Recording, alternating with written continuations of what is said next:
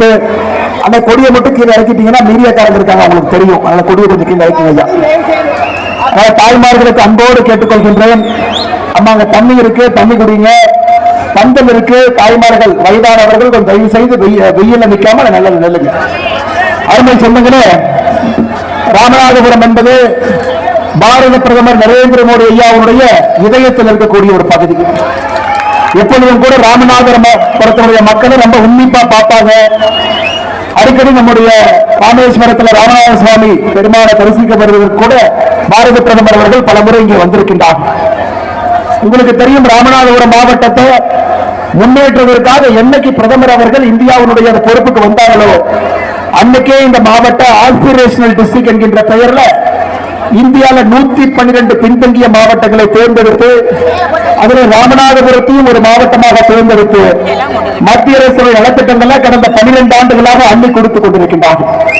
அருமை சொந்தங்களை, இங்க ஒரு சாதாரண விவசாயியாக இருந்து மிளகாய் வச்சு மிளகாயை விற்று அதிலே படிக்க வைத்து ஒரு மகனை உருவாக்கி அவரும் கம்ப்யூட்டர் துறையில தமிழகம் முழுவதும் ஒரு பெரிய மனிதராக வந்து இன்னைக்கு தன்னுடைய சொந்த ஊரில் உங்களுக்காக நிற்க வேண்டும் என்று வந்து அவருடைய அருமையான GBS நாகேந்திரன் அவர்கள் நின்று கொண்டிருக்கின்றார். அருமை சொந்தங்களே, பாரதிய ஜனதா கட்சியினுடைய 2023 என் மண் என் மக்கள் யாத்திரையும் கூட தமிழகத்தில் எங்கே ஆரம்பிக்க வேண்டும் என்று யோசித்த பொழுது ராமநாதபுரத்தில் தான் ஆரம்பிக்க வேண்டும் என்று இங்கிருந்து ராமேஸ்வரத்தில் நாம் ஆரம்பித்தோம். அருமை சொந்தங்களே, பாரதிய ஜனதா கட்சிக்கு கூட மிக மிக நெருக்கமான ஒரு பகுதி நம்முடைய ராமநாதபுரம். அதே போல 2024 ஆகஸ்ட் மாதத்துல இங்க இருக்கக்கூடிய மீனவ சொந்தங்கள் எல்லாத்தையும் டெல்லி கூட்டிட்டு போனோம். நம்முடைய வெளியுறவுத்துறை அமைச்சர் திரு ஜெய்சங்கர் அவங்ககிட்ட உட்கார்ந்து ஒரு 2 மணி நேரத்திற்கு மேல பேசணும். நம்முடைய மீனவ சொந்தங்கள் அடிக்கடி கைதாகின்றார்கள் ஆழ்கடல்ல, இலங்கையினுடைய பிரச்சனை அதிகமாக இருக்கு, அதற்கெல்லாம் என்ன முடிவெடுக்க வேண்டும் என்று பாரத பிரதமர் நரேந்திர மோடி அவர்கிட்ட சொல்லும் பொழுது நம்முடைய வெளியுறவுத்துறை அமைச்சரை மையப்புள்ளியாக வைத்து ஒரு பேச்சுவார்த்தை, மிகப்பெரிய பேச்சுவார்த்தை நடத்துவதற்கும் கூட இங்க இருக்கக்கூடிய மீனவ சொந்தங்கள் இங்கே வந்தார். அருமை சொந்தங்களே, சமீபத்தில் பரமக்குடியிலே நம்முடைய முதலமைச்சர் ஐயா ஸ்டாலின் அவர்கள் பேசும் பொழுது கச்சத்தீவை பத்தி பேசினாங்க. ஐயா, உங்களுக்கு தெரியும், 1972 காங்கிரஸ் ஆட்சி திமுக ஆட்சி இருவரும் சேர்ந்து நம்முடைய மகாராஜா கூட வந்திருக்கிறார். ராமநாதபுரத்துடைய சமாஸ்தான மகாராஜா வந்திருக்கிறார். அவருடைய குடும்பம் காலகாலமாக கச்சத்தீவு அந்த சமஸ்தானத்துக்குள்ள வந்த பொழுது கூட குத்தகைக்காகத்தான் கொடுத்துட்டு இருந்தாங்க. ஒரே நாள்ல யாரையும் கேட்காம 1972 அதை தானமாக கொடுத்துவிட்டு இவ்வளவு பிரச்சனைகளை உருவாக்கி ஆயிரக்கணக்கான மீனவ சொந்தங்கள் கைது செய்யப்பட்டு 10 ஆண்டு காலம் காங்கிரஸ் ஆட்சியில் 82 மீனவ சொந்தங்கள் சுட்டுக் கொல்லப்பட்டு கடந்த 12 ஆண்டுகளாக அருமை சொந்தங்களை பாரத பிரதமர் அவர்கள் உங்களோடு நிற்கின்றார். ஆழ்கடல்ல எந்த ஒரு துப்பாக்கிச் சூடும் இல்லை என்கின்ற அளவுக்கு நம்முடைய ஆட்சி நடத்திக் கொண்டிருக்கின்றோம். ஆனாலும் மீனவ பிரச்சனை இருக்கிறது இல்லை என்று சொல்லவில்லை. இதை தீர்ப்பதற்கான எல்லா முயற்சியும் பாரதிய ஜனதா கட்சி நாம் எடுத்துக் கொண்டிருக்கின்றோம். ஆனால் அந்த எரிகின்ற நெருப்பில் எண்ணெயை ஊத்தி ஊத்தி கச்சத்தீவை தாரை வார்த்து விட்டு இன்னைக்கும் அதை மீட்க வேண்டும் என்று திராவிட முன்னேற்ற கழகம் ஒரு திரும்ப கூட கிள்ளி போடாம மத்திய அரசை குற்றம் சாட்டுவதை மட்டுமே பரமக்குடியில நம்முடைய முதலமைச்சர் ஐயா மு.க. ஸ்டாலின் அவங்க பேசினாங்க. ஐயா மு.க. ஸ்டாலின் அவர்களே, உங்களுக்கு நிறைய பிரச்சனை இருக்கு, உள்ளூருக்குள்ளே பிரச்சனை நிறைய இருக்கு. உதாரணத்துக்கு தமிழகத்துல கேரள மாநிலத்தோடு மட்டும் பேசி சரி செய்ய வேண்டிய பணிகளை பாருங்க. சிறுவாணி அணை பிரச்சனை, ஆனைமலை நல்லாறு பிரச்சனை, முல்லை பெரியாறு பிரச்சனை, செம்பவேலி அணை பிரச்சனை, இத்தனை பிரச்சனைகளை கேரளாவோடு பேசி சுமூகமாக முடிக்கணும். கடந்த 5 ஆண்டு காலமாக எதையுமே செய்யாம கச்சத்தீவு என்று தேர்தல் வரும்பொழுது மட்டுமே டீ கொடுத்த பொம்மையை போல நம்முடைய முதலமைச்சர் ஐயா மு.க. ஸ்டாலின் அவர் பேசிக் கொண்டிருக்கின்றார். ஐயா, கச்சத்தீவை நம்ம மீட்டெடுக்க வேண்டும், அது மட்டும்தான் நிரந்தர அந்த பிரச்சனைக்கான நிரந்தர தீர்வு. அதற்கு எப்பொழுதும் பாரத பிரதமர் நரேந்திர மோடி அவர்கள் உதவியாக இருப்பார்கள். இன்னைக்கு அதற்கான முதல் படி ராமநாதபுரம் மாவட்டத்தில் ராமநாதபுரம் சட்டமன்ற தொகுதியில ஒரு முதல் படியாக நம்முடைய தேசிய ஜனநாயக கூட்டணியில தாமரை சின்னத்தை இங்கே வெற்றி பெற செய்து அண்ணன் GBS நாகேந்திரன் அவர்களே உங்களுடைய சட்டமன்ற உறுப்பினராக நீங்கள் அவரை சட்டமன்றத்திற்கு அனுப்பி வைக்க வேண்டும் என்று அன்போடு கேட்டுக் கொள்கின்றோம். ஐயா, நம்முடைய முதலமைச்சர் அவர்கள் பேசுவதை பார்த்தா கேரளாவிற்கு 5 முறை போனார்கள், ஆனா எந்த பிரச்சனையும் கேரளாவோடு தீர்க்கல. நம்ம கிராமத்துல சொல்லுவாங்க, உள்ளூர்ல விலை போகாத ஒரு மாட்டை பக்கத்தூர் சந்தைக்கு பிடிச்சிட்டு போவாங்களாமா, அந்த சந்தையிலேயாச்சும் விலை போகுமா? தமிழ்நாட்டு மக்களுக்கு எதுவும் செய்யாம கேரளாவோடு பேசாம நீர் மேலாண்மையை உயர்த்தாம 5 பிரச்சனைகள் இருக்கக்கூடிய தீர்க்காம கம்யூனிஸ்ட் கட்சி இருக்கின்ற ஒரே காரணத்திற்காக நம்மை குற்றம் சாட்டிக் கொண்டிருக்கக்கூடிய முதலமைச்சர் அவர்கள் எங்கே, பாரத பிரதமர் நரேந்திர மோடி அவர்கள் எங்கே? அருமை சொந்தங்களே, மோடி அவர்களை பொறுத்தவரை நான் சொல்றேன், ராமநாதபுரத்திற்கு சிறப்பு திட்டமாக எத்தனை திட்டங்களை கொடுத்திருக்கிறார்கள் பட்டியலிடுகின்றேன். ஆனால் இன்னைக்கு எங்கே போனாலும் கூட முதலமைச்சர் அவர்கள் காலையில் 3 முறை முதலமைச்சர் கீ கொடுக்கணுங்க. அவர் ஒரு பொம்மை. ஐயா ஸ்டாலின் அவரை எந்திரிச்சோன்னே 9 மணி கீ கொடுத்துட்டீங்கன்னா 12 பிரயோஜனம் கூட கிடையாது. ஏன் இவர்கள் 2021 தேர்தல் வாக்குறுதியில இவங்களே வாக்குறுதி கொடுத்தாங்க, ஆட்சிக்கு வந்தோம்னா மீனவ சொந்தங்களுக்கு மட்டுமே 2 லட்சம் வீடுகளை தனியாக கட்டி கொடுப்போம் என்று தேர்தல் வாக்குறுதி கொடுப்பாங்க. ஐயா, எனக்கு தெரிஞ்சு ஒரு செங்கலை எங்கேயுமே வைக்கல. இங்கே ராமநாதபுரத்துக்கு இந்த பகுதிக்கு வந்தா மீனவ சொந்தங்களை பார்க்கும் பொழுது மாநில அரசு மீனவ சொந்தங்களுக்கு என்ன செய்தோம் என்று சொல்லணும். நீங்க மீனவர்களுக்கு என்ன செஞ்சீங்க? எதுவுமே செய்யல. 2 லட்சம் மீனவ சொந்தங்களுக்கு வீடு கட்டி கொடுப்போம் என்று சொன்னீங்க, அதையும் செய்யல. பாரத பிரதமர் நரேந்திர மோடி அவர்கள் மத்திய அரசிலிருந்து மோடி வீட்டை கட்டறதுக்கு முயற்சி பண்ணா கூட அதை தடுப்பதை மட்டுமே முழுநேர வேலையாக தமிழகத்தில் முதலமைச்சர் ஐயா மு.க. ஸ்டாலின் இருக்கிறார். அருமை சொந்தங்களே, இன்னைக்கு ராமநாதபுரத்தில் மட்டும் எவ்வளவு பிரச்சனை பாருங்க. கடந்த 5 ஆண்டு காலமாக ராமநாதபுரத்துடைய நகர் முழுவதுமே பாதாள சாக்கடை வீதி முழுவதும் ஓடிக்கொண்டிருக்குது. ஆனா நம்ம எம்எல்ஏ அவருடைய பேரை பாருங்க, முத்துராமலிங்கம் என்கின்ற காதர் பாச்சா என்கின்ற முத்துராமலிங்கம் அப்படின்னு இருக்குங்க. ஐயா ஐயா ஒரு படத்தில் நான் பார்த்தேன், தலை சலூன்னு பேரு வையி அல்லது தளபதி சலூன்னு பேரு வையி, அதெல்லாம் தளபதி சலூன், அதெல்லாம் தளபதி சலூன். எத்தனை மக்களை ஏமாற்றுவதற்காக பேர்ல இருந்து ஆரம்பிக்கிறார். ஐயா நமக்கு தெரியும் தெய்வ திருமணர் முத்துராமலிங்க தேவரை பத்தி நமக்கு தெரியும். வாழ்ந்த காலமெல்லாம் தேசிய ஆன்மீகத்திற்காக வாழ்ந்து அதன் பிறகு தன்னுடைய சொத்தை எல்லாம் 8 பாகமாக பிரித்து அதையும் மக்களுக்கு கொடுத்து ஒரு மகானாக வாழ்ந்தவர். ஆனா அந்த எம்எல்ஏவை கேட்டீங்கன்னா இல்ல அவருடைய வழித்தோன்றல் தான், அதனால அவர் பேரை வச்சுக்குவேன். ஐயா முத்துராமலிங்க தேவர் ஐயாவுடைய காலில் இருக்கக்கூடிய நகத்தில் இருக்கக்கூடிய அழுத்துக்கு சமமாக இருக்குமா? பேரை மட்டும் வைத்துக் கொண்டால் ஐயா மாதிரி இருக்க முடியுமா? அருமை சொந்தங்களே, அதனாலதான் நான் சொல்றேன், தல சலூன் வையி, தளபதி சலூன் வையி.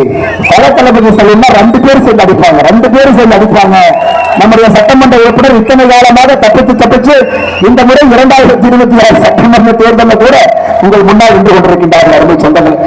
அருமை சொந்தங்களே, ராமநாதபுரம் மாவட்டத்திற்கு மட்டும் ஒரு சிறப்பு திட்டத்தை பாரத பிரதமர் கொடுத்தாங்க. அதாவது நம்ம அமிர்த் திட்டத்தை கொண்டு வரும்.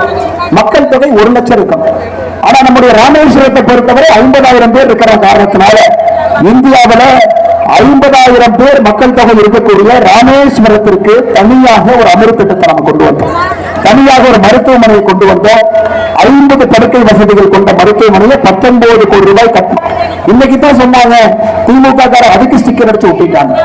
மத்திய அரசு ராமேஸ்வரத்துக்கு அமிர்த் திட்டத்துல மருத்துவமனை 50 பெட்டு கொடுத்ததை கூட ஸ்டிக்கர் அடிச்சு விட்டாங்க. இது பரவாயில்லைங்க. காலையில முதுகுறைத்தல் தொகுதியில ராஜகண்ணப்பண்ண மத்திய அரசு 100% நம்முடைய பணத்தை வீட்டுக்கு குடிநீர் திட்டத்தை கொண்டு வர்றார். ராஜகண்ணப்பன் எல்லாத்தையும் போய் நான் தான் வீட்டுக்கு பைப் போட்டு குடிநீர் கொண்டு வரேன். நீங்களும் செய்ய மாட்டீங்க, செய்யறவங்களே விட மாட்டீங்க.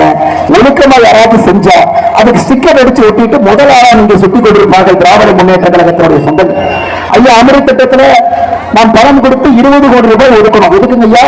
நம்முடைய புதிய பேருந்து நிலையத்துல 100 கடை கட்ட வேண்டும் என்பதற்காக மத்திய அரசுடைய திட்டத்துல 100 கோடி ரூபாய். இங்க இருக்கக்கூடிய எம்எல்ஏ செஞ்ச சாதனை என்ன?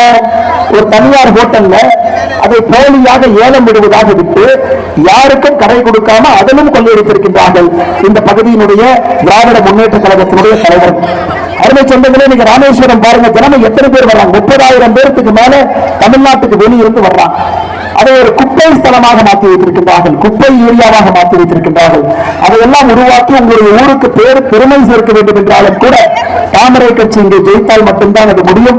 அண்ணன் எடப்பாடி பழனிசாமி அவர்கள் தமிழகத்தினுடைய முதலமைச்சராக மே 4க்கு பிறகு பொறுப்பேற்க மட்டும்தான் முடியும். அருமை சொந்தங்களே, ராமநாதபுரத்துல ராம்நாட்டில் அரசு பெண்கள் மேல்நிலை பள்ளி இருக்கு. ஆனா ஆண்கள் மேல்நிலை பள்ளி இல்லை. 8ஆம் வகுப்பு வரைக்கும் தான் இங்கே ஆண்கள் படிக்க முடியும், குழந்தைகள் படிக்க முடியும். அதன் பிறகு 20 கிலோமீட்டர் தூரமா போகணும் ஆண்கள் மேல்நிலை பள்ளி. எங்கய்யா ராமநாதபுரத்திற்கு ஒரு மருத்துவக் கல்லூரி மோடி கொடுத்தார். ஒரு ஆண்கள் மேல்நிலை பள்ளி உங்களால் கொடுக்க முடியாது. திராவிட முன்னேற்ற கழகத்தினுடைய முதலமைச்சர் 5 ஆண்டு காலமாக ஆட்சியில் இருக்கிறீங்க. அது குழந்தைகள் 20 கிலோமீட்டர் தூரம் தாண்டி போய் படிக்கணுமா? ஐயா, மருத்துவக் கல்லூரி நாம கொடுக்கிறோம். உள்ளூர் இருக்கக்கூடிய பிரச்சனையை கூட தீர்க்க முடியாம இவங்க பேசுறதெல்லாம் இன்டர்நேஷனல் அரசியல். ஈரானை பத்தி, அமெரிக்காவை பத்தி, ஆப்பிரிக்காவை பத்தி பேசுவாரு. ஆனா ராமநாதபுரத்தினுடைய சாக்கடையை பத்தி பேச மாட்டாரு. ராமநாதபுரத்தினுடைய ஆண்கள் மேல்நிலை பள்ளியை பத்தி பேச மாட்டாரு. அருமை சொந்தங்களே, இது மட்டும் இல்ல, இன்னைக்கு ரொம்ப தூரவசமாக தமிழ்நாட்டை பொறுத்தவரை இன்னைக்கு கஞ்சா தலைநகரமாக திராவிட முன்னேற்ற கழகம் மாற்றி வச்சிருக்கிறாங்க. எங்கே பார்த்தாலும் கூட கஞ்சா புழக்க வழக்கம். பள்ளிக்கூடத்தினுடைய தெருமுனையில எங்க போனாலும் கூட பார்க்கலாம். ஆனா இன்னைக்கு நீங்க ராமநாதபுரத்தை பார்த்தீங்கன்னா 2022ஆம் ஆண்டு நவம்பர் மாசம் இங்க இருக்கக்கூடிய திமுக கவுன்சிலர் சர்ஃப்ராஸ் நவாஸ், ஜெயிலுதீன் 2 பேரும் சேர்ந்து 360 கோடி ரூபாய்க்கான கஞ்சாவை கடத்தி 2 பேரும் மாட்டினாங்க. திமுக காரன் இல்லைன்னு சொல்லுங்க. 2024 சென்னையில 70 கோடி ரூபாய் மதிப்புள்ள போதைப் பொருளோடு ராமநாதபுரத்தினுடைய மாவட்ட திமுக சிறுபான்மை பிரிவு நிர்வாகி இப்ராஹிம் மாட்டினார்.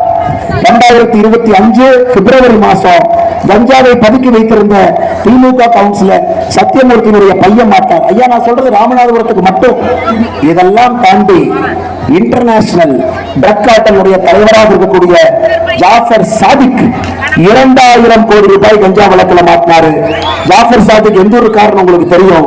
இந்த சட்டமன்ற தொகுதியை சார்ந்தவர் தான் திராவிட முன்னேற்ற கழகத்தினுடைய பொறுப்பில் இருந்து இன்டர்நேஷனல் ட்ரக் மாஃபியாவுடைய தலைவராக இருக்கக்கூடிய ஜாஃபர் சாதிக். இன்னைக்கு அண்ணன் காதர் பாஷா முத்துராமலிங்கன் கேட்கிறேன், சிறு சிறு வழக்கில் ஜாஃபர் சாதிக் இங்கே காவல்துறையில மாட்டிய பொழுது அவரை விடுவித்தது யார்? தேர்தல் பிரச்சாரத்தில் சொல்லுங்க. நான் பேரை நான் சொல்ல வேண்டி வரும். ஜாஃபர் சாதிக்கு சிறு சிறு குற்றங்கள்ல ராமநாதபுரத்தில் காவல்துறையிடம் மாட்டிய பொழுது அவரை விடுவித்தது யார்? எந்த திமுக பள்ளி காவல்துறைக்கு போன் பண்ணி விடுவித்து இன்னைக்கு இவ்வளவு பெரிய இன்டர்நேஷனல் லெவல்ல 2000 கோடி ரூபாய்க்கு போதைப் பொருள் இருக்கும் அளவுக்கு இதை உயர்த்தி இருக்கக்கூடிய பெருமை ராமநாதபுரத்தினுடைய திராவிட முன்னேற்ற கழகத்தை மட்டும்தான் சாரும். அருமை சொந்தங்களை பெரியவர்கள், இன்னைக்கு இந்தியாவினுடைய போதைப் பொருளுக்கு தலைநகரமாக தமிழ்நாடு மாறிடுச்சு. தமிழ்நாட்டினுடைய போதைப் பொருளுக்கு தலைநகரமாக ராமநாதபுரத்தினுடைய திராவிட முன்னேற்ற கழகத்தினுடைய அலுவலகம் மாறி இருக்கிறது. அருமை சொந்தங்களே, கடத்துறவன்லாம் இங்கிருந்தே கடத்துறான், மாற்றவன்லாம் இங்கிருந்தே மாற்றான். இன்டர்நேஷனல் லெவல்ல கடத்தி மாற்றாம ராமநாதபுரத்தில் இருந்தா மாற்றான். எல்லாம் திராவிட முன்னேற்ற கழகத்தினுடைய தலைவர்.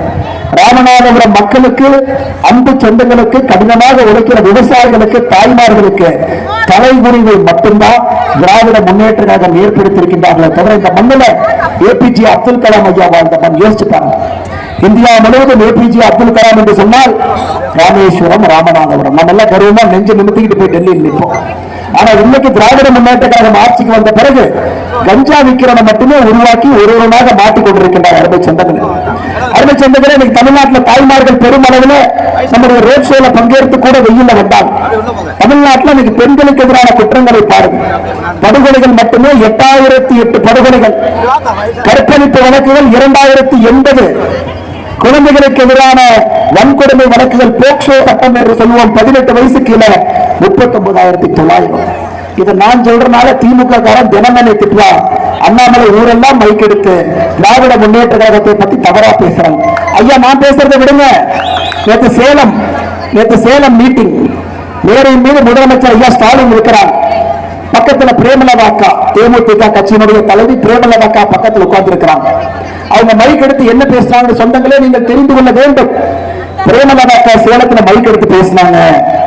கடந்த 5 ஆண்டு காலத்துல எங்கே பார்த்தாலும் கூட தமிழகத்துல பாலியல் வன்கொடுமையும் போதை கலாச்சாரமும் அதிகரிச்சு போச்சுன்னு எனக்கே புரியல. என்னோட பிஜேபி மேடம் மாதிரி இருக்குது, ஏடிஎம்கே மேடம் மாதிரி இருக்குது. பிரேமலதாக்கா அந்த மேடையில் ஏறி அவங்களே சொல்லிட்டாங்களே. எடப்பாடி அண்ணன் தான் வழக்கமா சொல்லுவாரு, நான் தான் வழக்கமா சொல்லுவேன்.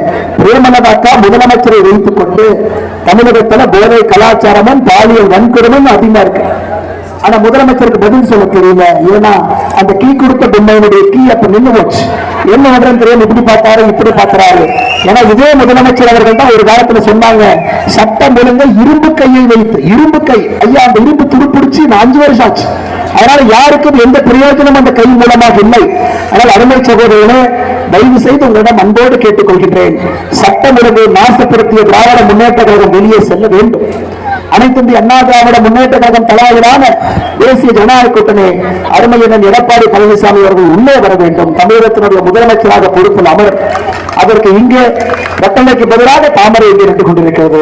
கட்டளையோடு ஆதரவோடு, நம்முடைய மாங்காய் சின்னம் ஆதரவோடு, சைக்கிள் சின்னம் ஆதரவோடு, குக்கர் சின்னம் ஆதரவோடு, எல்லா கூட்டணி கட்சிகளுடைய ஆதரவோடு தாமரை ராமநாதபுரத்திலே நீங்கள் பூக்க வைத்து தாமரையினுடைய குரலாக, உங்களுடைய குரலாக சட்டமன்றத்திற்கு அண்ணன் ஜிபிஎஸ் நாகேந்திரன் அவர்களை நம்முடைய வாக்கு பதிவு செய்யக்கூடிய இவிஎம் மிஷன்ல 2வது பட்டம் இருக்கக்கூடிய தாமரை சின்னத்திற்கு நீங்கள் வாய்ப்பளிக்க வேண்டும் என்று அன்போடு கேட்டுக்கொள்கின்றேன்.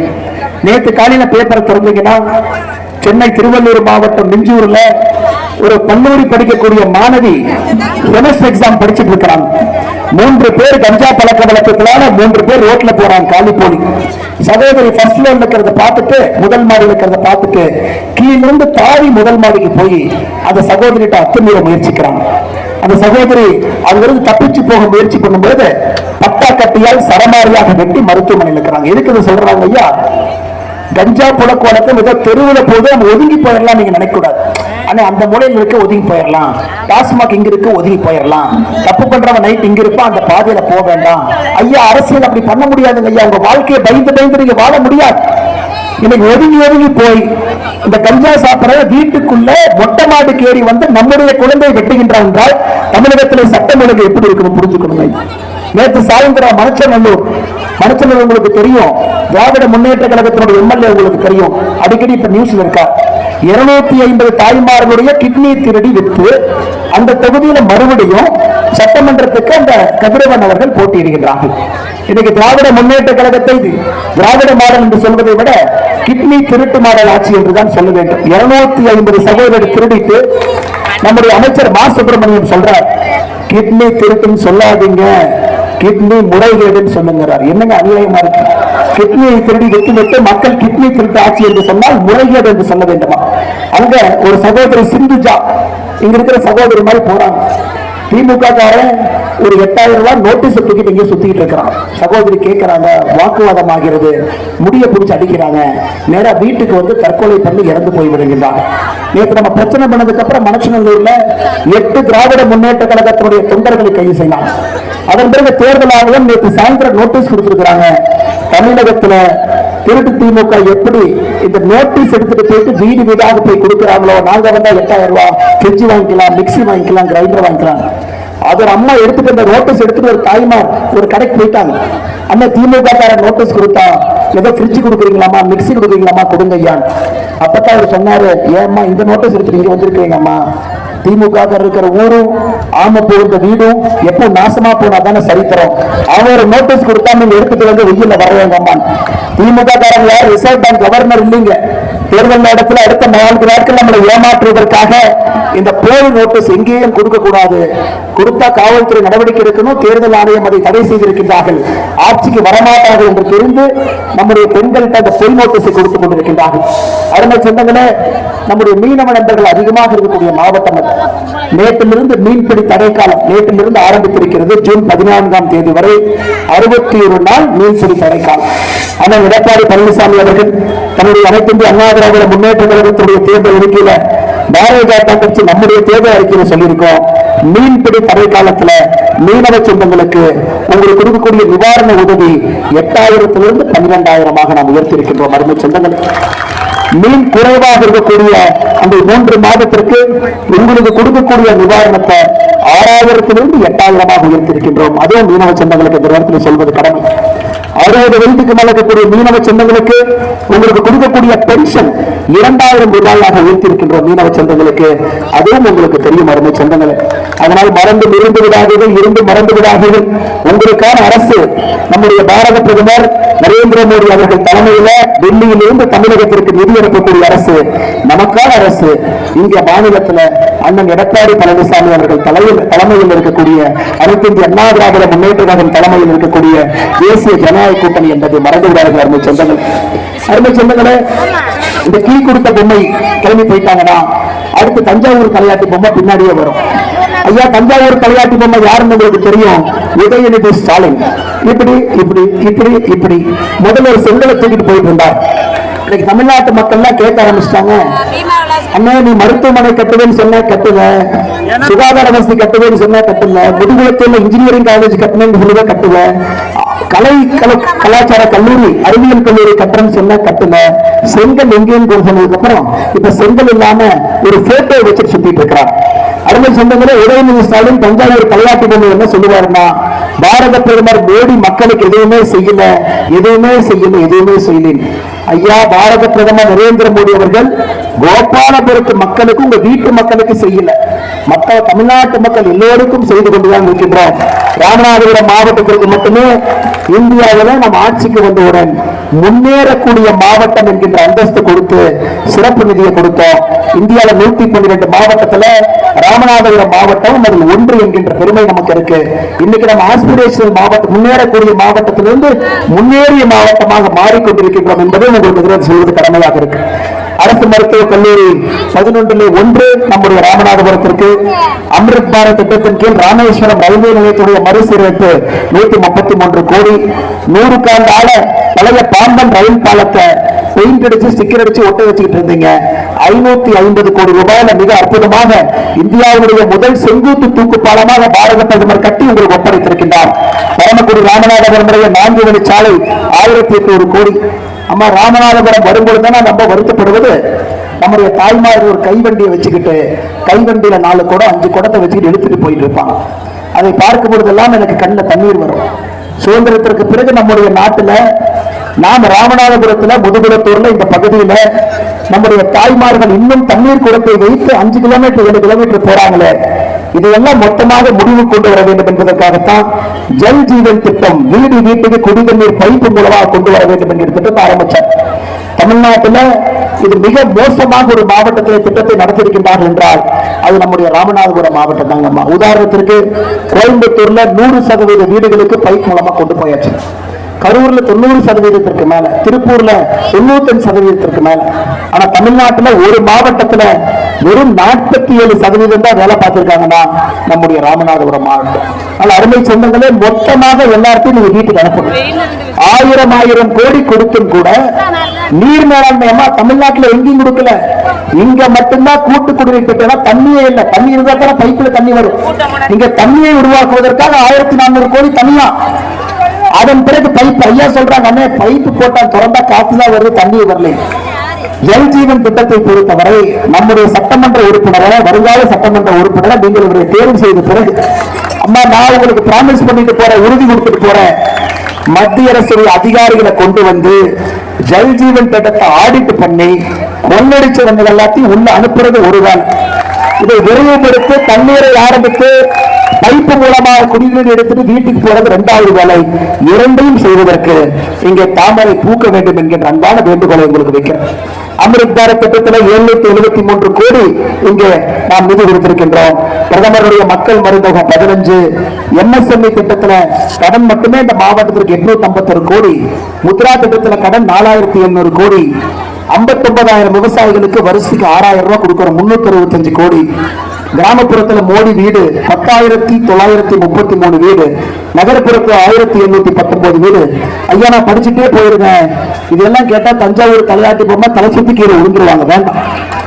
இத்தனை 1000 கோடியை கொட்டி கொடுத்து ராமநாதபுரம் முன்னேற வேண்டும் என்று உங்களுக்காக நின்று கொண்டிருக்கக்கூடிய பாரத பிரதமர் எங்கே? தேர்தல் வந்தாத்தான் மீனவ நண்பர்கள் தெரிவாங்க, தேர்தல் வந்தாத்தான் உங்க கண்ணுக்கு மக்களே தெரிவாங்க, தேர்தல் வந்தாத்தான் முதலமைச்சர் டீ கடைக்கு டீ குடிக்க போவார். 5 வருஷம் போக மாட்டார். 5 வருஷம் செப்பொழி பூங்கா சென்னைக்குள்ள வாக்கிங் போவார். பக்கத்துல கூட யாரும் போக முடியாதுங்க, 3 பேர் தான் வாக்கிங் போவாங்க கூட டெய்லியும். தேர்தல் வந்தா நம்மளோட வாக்கிங் போவார். இதாங்க முதலமைச்சர். தேர்தல் வந்தா மட்டும்தான் தமிழக மக்கள் கண்ணுக்கு தெரிவாங்க.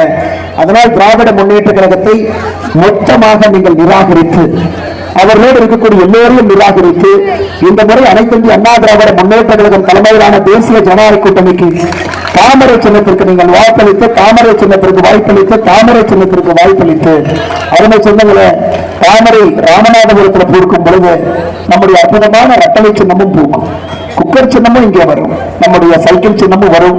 அதனால் எல்லா சொந்தங்களும் கூட அடுத்த 4 நாட்கள் கடுமையாக பணி செய்து தாமரை இங்கே பூக்க வைப்பதற்கான எல்லா முயற்சியும் நீங்கள் எடுக்க வேண்டும் என்று சொல்லி மிக அற்புதமான இந்த சரித்திர கூட்டத்தில் அக்கா உள்ள வந்துருங்கக்கா, குழந்தை இருக்காங்க, வெயில் நிற்காது, நான் பாக்குறேங்க, உள்ள வந்துருங்க, அது கீழே வந்துருங்கக்கா, வெயில் நிற்காதுங்கக்கா, உள்ள வாங்க, உள்ள வாங்க, பேர் கொடுங்கண்ணா, பேர் பேர்